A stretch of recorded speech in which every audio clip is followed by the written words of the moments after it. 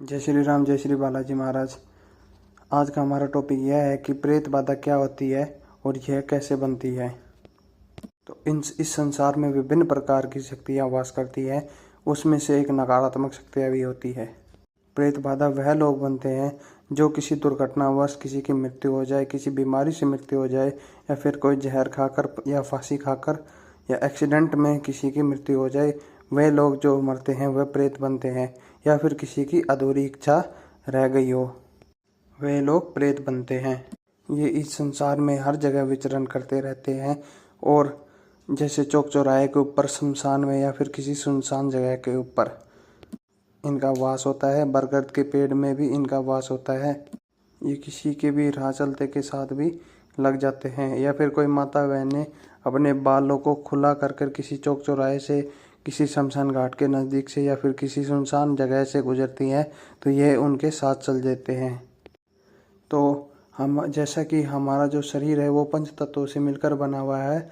हवा, पानी, जल, आकाश और अग्नि, ये पंच तत्व होते हैं। तो ये इनकी मृत्यु के बाद इनके अंदर सिर्फ एक आकाश तत्व बचता है, जिससे ये कहीं भी आ जा सकती है, और ये बहुत सूक्ष्म स्वरूप की होती हैं।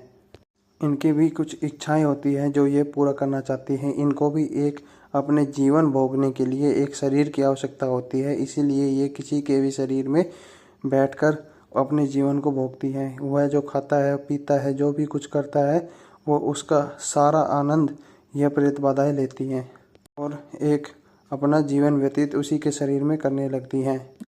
ये के क्या तो अपने आप खुद लग जाती हैं, या फिर किसी शाने, ओझे या तांत्रिक के द्वारा किसी के ऊपर ये छोड़ दी जाती है, जिससे उसका अनिष्ट हो जाए और ये उसके घर को बर्बाद कर दे और उसका समूल नाश कर दे। जिस व्यक्ति के ऊपर ये प्रेत बाधाएं होती है, उसको रात को छाती पर दबाव आता है, और उसके शरीर में अलग ही बीमारियां उत्पन्न होती रहती है, और डॉक्टरी इलाज में कभी कुछ आता है तो कभी कुछ आता है। कोई एक निश्चित रिपोर्ट उसकी नहीं आती, और कुछ समय बाद में ये बीमारियां इतनी ज़्यादा बढ़ जाती है कि कोई बड़ी बीमारी जैसे कैंसर, टीबी या शुगर जैसी बीमारी भी ये कर देती हैं। पर अगर हम इनका समय पर इलाज करवा लें तो ये वो बीमारियां भी ऑटोमेटिक ही इसको ख़त्म कर देंगी। कुछ समय जांच करवाने के बाद में भी टेस्ट रिपोर्ट में कुछ नहीं आता, तो फिर पता चलता है कि ये कोई प्रेत बाधा की दिक्कत है, या फिर इतने समय में उस जो व्यक्ति के अंदर प्रेत बाधा की दिक्कत है उसको ये जान से मारने तक की शक्ति रखती है, और ये उनको मार देती है। कभी फिर उसके बाद में जब हम किसी के पास पूछा लेने के लिए जाते हैं तो पता चला कि उनको प्रेत बाधा थी। अगर हम उसका समय से इलाज करवा लेते तो वो आज व्यक्ति नहीं मरता। ये प्रेत बाधा घर में धन की बरकत नहीं होने देती, नौकरी नहीं लगने देती, और उजाड़ रखती है, और घर में दिन भर दिन गृह क्लेश बना रहता है, और 24 घंटे लड़ाई जैसा माहौल, तनाव का माहौल बना रहता है। ये शरीर में नित्य नई बीमारियां उत्पन्न कर देती हैं, और घर का कारोबार ठप कर देती है, और सभी की बुद्धि के ऊपर बैठकर विनाश की राह को ऊपर लेकर चली जाती है, और धीरे धीरे करके उस घर का विनाश कर देती हैं। और एक समय ऐसा भी आता है जब जिस व्यक्ति के ऊपर ये प्रेत बाधा होती है वह उसे मारकर अपने साथ लेकर चली जाती है। जिस व्यक्ति के शरीर में ये प्रेत बाधा रोग होता है, उसके मरने के पश्चात वह भी प्रेत की योनि में जाता है, ये निश्चित है।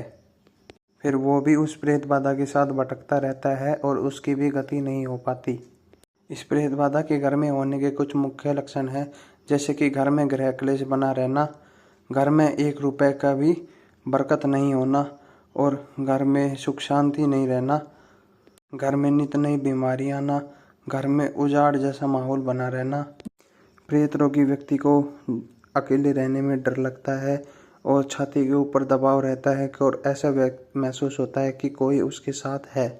और कभी कभी तो ये इतनी प्रबल भी हो जाती है कि ये साक्षात दिखाई दे जाती है। कोई काला साया, या फिर घर में खून के छींटे पाना, कोई मांस का टुकड़ा घर में पाना, या घर के किसी भी सदस्य के जो वस्त्र होते हैं वह गायब हो जाना। एक दिन वस्त्र गायब हो गई, फिर अगले दिन गायब हो गए।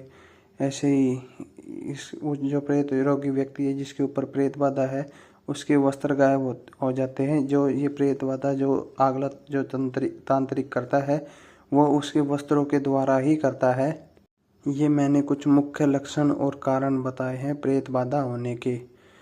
अगर आपका भी घर में ऐसी कोई परेशानी है तो आप श्री मेहंदीपुर बालाजी की शरण लीजिए। बाबा हर प्रकार के संकटों को दूर करेंगे और आप सभी भक्तों के ऊपर कृपा करेंगे। आशा करता हूँ कि ये वीडियो आपको अच्छी लगी होगी। ज़्यादा से ज़्यादा इस वीडियो को लाइक करें, शेयर करें, कमेंट करें और चैनल को ज़रूर सब्सक्राइब करें। तो जय श्री राम, जय श्री बालाजी महाराज। आशा करता हूँ कि बालाजी महाराज की कृपा आप सभी के परिवार पर निरंतर बरसती रहे। तो जय श्री राम।